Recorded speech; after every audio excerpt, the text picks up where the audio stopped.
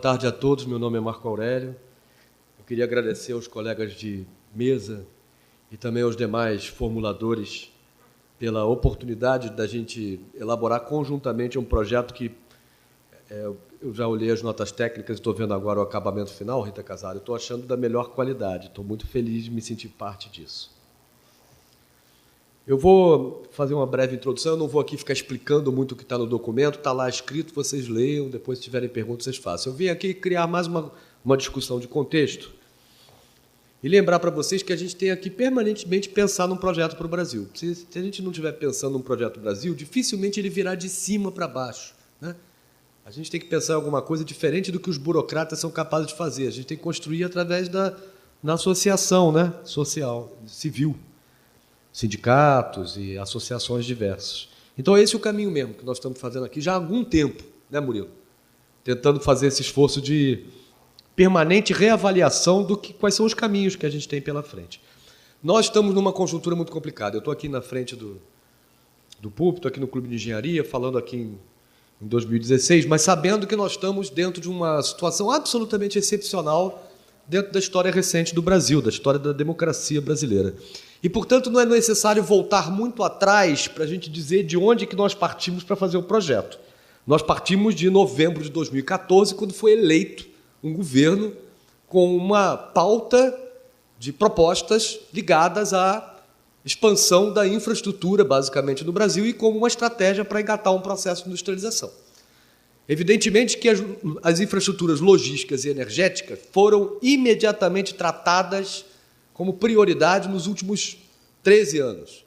E chegava um pouco do momento da gente avançar, né, na fronteira da infraestrutura urbana.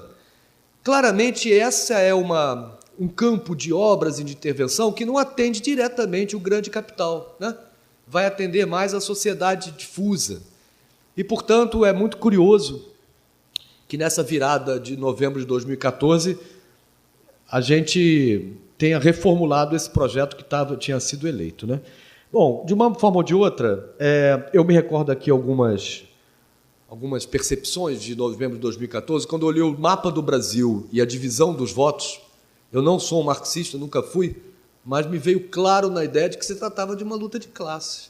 Nós tínhamos o Norte e o Nordeste, a rigor, né, fazendo uma escolha determinada, e o Sul-Sudeste com outra escolha completamente diferente. Se a gente entrasse dentro de uma cidade próspera do Sudeste, por exemplo, e olhasse dentro dessa cidade, tinha lá, nas zonas ricas estava o azul, nas zonas mais pobres estava o vermelho. Aquilo, para mim, claramente significava um processo de luta de classe, né? Quando a gente chega em janeiro de 2015 e assume o Ministério da Fazenda um ex-banqueiro, né?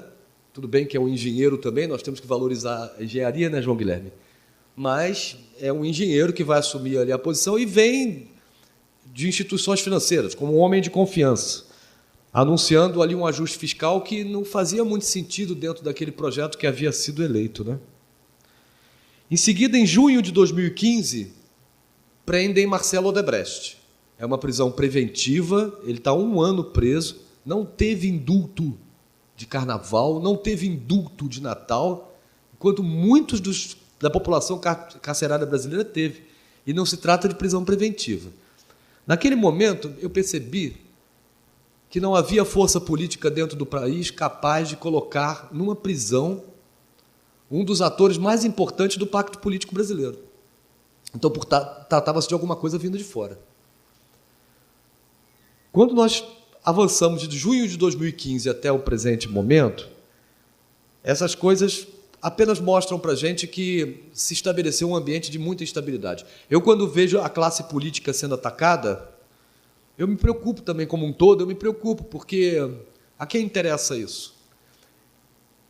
A situação da conjuntura ela mostra elementos muito contraditórios. Nós temos uma instabilidade política gigantesca, no entanto, há uma grande entrada de capital estrangeiro de curto prazo nesse momento. E, paralelamente, nós assistimos também no Congresso Nacional uma agenda muito pouco debatida econômica que também flui aceleradamente. Essas são combinações que eu acho que são únicas no passado recente e que dão um contexto para a formulação do nosso projeto. Portanto, eu diria que esse projeto é um projeto que tem que se olhar para um ambiente, para uma um horizonte mais permanente, né? Não adianta a gente ficar pensando de quais são as forças políticas ou os interesses privados que vão estar lucrando ou fazendo bons negócios com a infraestrutura urbana. A gente tem que olhar para frente. Eu concordo plenamente com o Arthur. Eu acho que há uma questão, só para sublinhar o que você está falando também, Arthur. Nós nos habituamos a pensar o Brasil do ponto de vista regional. E você tem toda a razão. Hoje, talvez o recorte melhor para nós entendermos o que é o Brasil seja o recorte das cidades. Eventualmente, quem está morando num grande conglomerado urbano hoje, brasileiro, não está levando uma vida muito diferente de quem está morando em qualquer conglomerado urbano do mundo, incluindo-se as relações de centro e periferia, incluindo-se as questões da desigualdade, do tempo de chegar no trabalho, do planejamento da educação e da saúde de acordo com as necessidades do território e tudo demais.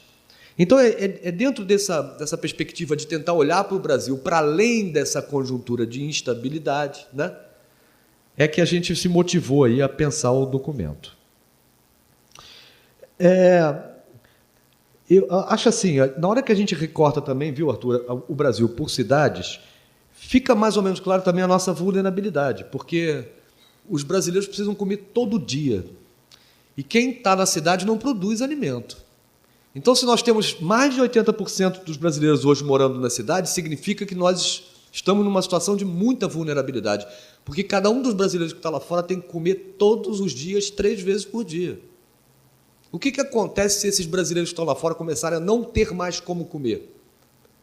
Qual é o nível do desemprego e da inflação, porque essas coisas se combinam, que é necessário para que a gente comece a ter fome dentro das cidades? Eu não preciso dizer para vocês que a consequência imediata desse processo é o aumento da insegurança pública. Não surpreende. Então, o processo de estabilidade política no Brasil ele tem que ser equacionado com um projeto econômico que nos ajude a lidar com essa complexidade. Nós não estamos nos anos 90, quando foi possível a gente praticar uma política de câmbio sobrevalorizado, destruir a indústria brasileira, mas, não obstante, o trabalho informal conseguiu ser o suficiente para conter a ordem política e social. Eventualmente, hoje, 25 anos depois, o grau de urbanização brasileiro agrava este problema. E, eventualmente, esta política econômica de ajuste fiscal e redução do rol de investimentos possíveis leve a uma maior instabilidade política e não uma menor instabilidade política. Então, é muito oportuna essa nossa discussão. Nós estamos falando aqui de investimentos nas cidades, como medida, como estratégia para a geração de empregos. Claramente existe um conjunto enorme de municípios hoje, talvez uns 400 municípios, boa parte deles nas regiões, nos conglomerados urbanos, nas conurbações urbanas, em torno das capitais mesmo. Esses grandes conglomerados urbanos apresentam uma densidade compatível com a viabilidade para o capital privado na prestação de concessão para muitos serviços, mas a pergunta que nos coloca aqui não é exatamente como que o capital privado vai atender um pedaço dessas necessidades de investimento no Brasil. É muito importante que ele atue e que ele seja vitorioso. Agora, a nossa preocupação aqui também dentro dessa reflexão é o que acontece com os demais municípios que não apresentam viabilidade para o capital privado. Seja que possuem baixo nível de gestão, são pequenos, mal estruturados, seja porque não conseguem implementar um processo de arrecadação de impostos próprios, como ITBU, IPTU, etc. Seja porque se localizam em regiões mais distantes e desarticuladas, os maiores centros urbanos. Enfim, uma miríade de causas que levam boa parte das localidades brasileiras e cerca de metade da população a eventualmente ficar de fora dessa onda de investimentos que vai se realizar em algumas grandes cidades brasileiras. Esse processo é ainda mais crítico, porque esses investimentos que vão ser realizados são investimentos que são dotados de muita tecnologia. Provavelmente vão ser acompanhados de mapeamento georreferenciado do território, da criação de integração de sistemas de educação, saúde, de maneira que a gente possa conhecer as necessidades de cada família, de cada território, quantas vacinas tomou. até que ano foi na escola, os filhos e tudo demais, para que a gente possa planejar a nossa ação e atuar nos grandes centros urbanos. Mas o que acontecerá nos pequenos? Quer dizer, nós vamos ter uma iluminação pública onde vai se estabelecer uma infraestrutura distribuída de conectividade digital, capacidade de processamento, sensoriamento remoto. Mas o que vai acontecer? Então, nós vamos ter no país, se não tomarmos cuidado, uma divisão maior, né?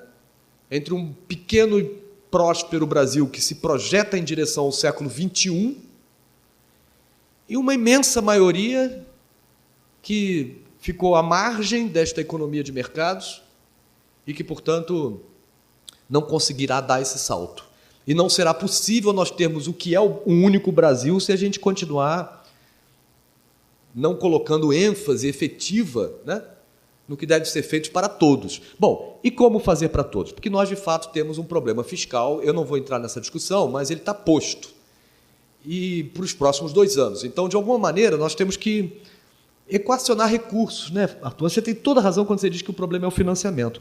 E aí a gente tentou dar uma pensada, pensando um pouco de finanças municipais, tentar gerar algumas ideias, alguns conceitos, inclusive boa parte deles consensuais. O que está no documento, né, modernização de gestão, implementação de sistemas de gestão, né, uma ênfase muito grande no controle de despesas e, portanto, na integração das secretarias, né, no processo de planejamento municipal, integrado com planos diretores. Isso tudo já é um ingrediente dominado pela comunidade de prefeitos do Brasil. O que não fica muito óbvio é de onde vem o dinheiro. E aí não tem outro jeito. O dinheiro tem que vir do governo federal. Ele tem que vir da União, da Secretaria do Tesouro Nacional. Mas como fazer com que o Tesouro Nacional, dentro de um processo de ajuste fiscal, se proponha a financiar projetos nos municípios? E aí, naturalmente, que nós temos que ter saída tanto para a qualidade dos projetos, quer dizer, recursos para que a engenharia possa estabelecer os parâmetros da intervenção, mas também recursos para se realizarem as obras. E, naturalmente, que a Secretaria do Tesouro Nacional vai estar tão mais propensa a estudar projetos específicos de financiamento ou investimento em educação, saúde, etc., na medida em que bons projetos sejam apresentados. Então, para que bons projetos sejam apresentados, os estados, aqui a gente pensou nos estados, podem ocupar um papel muito importante nisso, né, como mobilizadores de recursos para as prefeituras menos capacitadas conduzirem processos de licitação para formulação de projetos e posterior apoio, né? E, mais uma vez, como fazer isso? Bom, de onde vem o dinheiro? E aí, o dinheiro ele existe. O dinheiro ele existe. Ele só está sendo mal equacionado, né, pela nossa tradição política.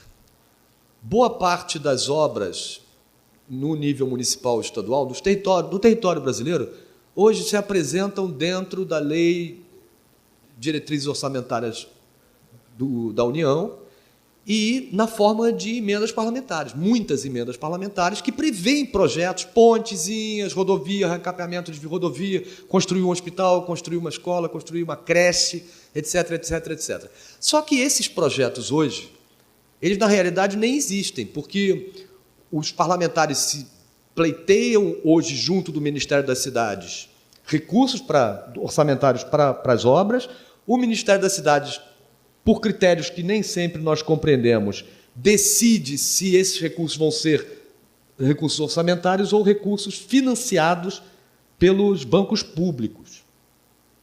Muito bem, essa talvez não seja a melhor maneira da gente combinar recursos públicos. Quer dizer, se nós pensarmos que os recursos orçamentários são recursos não reembolsáveis, ou seja, as prefeituras não precisam devolver o dinheiro para a União, o dinheiro da pontezinha, etc., que está sendo aprovado na emenda parlamentar. Enquanto que, se eles forem pedir o dinheiro nos bancos públicos, as prefeituras se endividam para fazer isso. Endividam, às vezes, de maneira cara, custosa. Então, uma das propostas que a gente fez foi tentar iniciar uma discussão, ela não é simples de ser implementada, onde nós combinaríamos os recursos para gastos de capital gastos de investimento previstos no orçamento federal seriam direcionados para os bancos públicos e os bancos públicos combinariam recursos não reembolsáveis com recursos reembolsáveis a partir da alocação e das necessidades do projeto. Então, por exemplo, uma prefeitura muito pequenininha ou muito frágil, numa situação difícil, que não conseguiria realizar bons projetos e conseguir gerir os investimentos, ela eventualmente pode contar com o governo do Estado para a formulação de projetos e com os bancos públicos para colocarem uma maior parte de recursos não reembolsáveis e uma pequena parte de recursos reembolsáveis. Ou seja, combinar recursos reembolsáveis com não reembolsáveis de acordo com a necessidade, com o perfil, né, e com a capacidade de cada uma das prefeituras de repagar aqueles recursos. Então, essa é uma maneira que a gente encontrou, que ela é uma maneira que contribui para uma melhor avaliação desses projetos, né? Porque os bancos públicos eles hoje estão preparados, eles já fazem isso. Eles sabem avaliar projetos de acordo com a sua viabilidade, de acordo com o seu cronograma físico-financeiro, de acordo com o bom uso de tecnologias, né? Com a comprovação do uso dos recursos. Os bancos públicos já trabalham assim. Então, seria simplesmente o caso de aumentar a qualidade da alocação de recursos no país, contribuindo, porque o Arthur falou, de certa maneira, para a gente aumentar aí uma das dimensões, né, do aumento da eficiência, que é a eficiência alocativa. Eu não vou falar mais, eu vou me esgotar aqui, aguardar as perguntas e passo a palavra para o nosso colega Jurandir. Obrigado.